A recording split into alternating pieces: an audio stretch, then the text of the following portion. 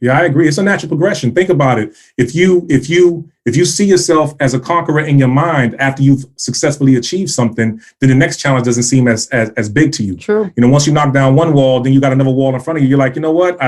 I beat that last challenge. I can beat this challenge. So that's why I asked that question, because I've seen it with our consumers and the people that we've dealt with, that they wouldn't even talk to you or look you directly in the eye. And then after a while, when they got their first job, now they're social at their job, saying what's up to everybody at Walmart, what have you, which is it's kind of cool to see them evolve as human beings. So so tell us a little bit more about how you guys are connected with the local community.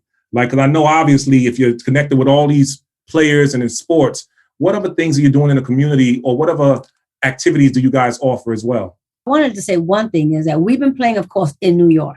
Right. We've been practicing. We have had some fundraising, some gatherings. We go to schools, different public locations, and give free demonstration.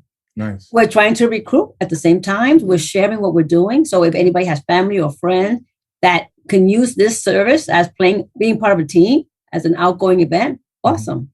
Yeah. But just in last October, and I'll send you the information. So we just played another high school team that is sighted. But they were wearing their blindfolds.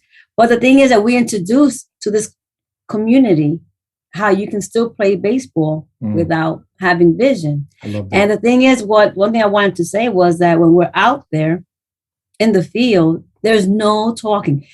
I'm sighted. I play second base. So I catch the ball, but I can only say the word two. And that's how the vision impaired athletes hear my voice, waits for a second, and then connects the ball from their hand to my hand by listening to the sound of my voice. So only the team can talk to each other. Everybody else has to be quiet. If I start talking to someone or anything, that's an out.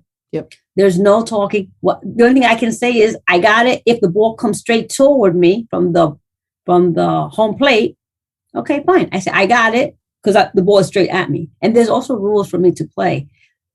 The team has to do most of the work. So they become individuals and they're on their own and they talk to each other. And it's wonderful. I just wanted to say that. Yeah, it's a great thing. That sounds beautiful. I mean, the fact that you guys are not just having people who are visually impaired play against each other, and now you're incorporating people who are not visually impaired, that's really a community building exercise, because it's not just bringing a community together. Yeah. It's changing the individuals who on both sides of the coin. You understand what I mean? It's like having to put somebody else's shoes on and walk a mile in their shoes is always a growth process for that individual who's going through those steps.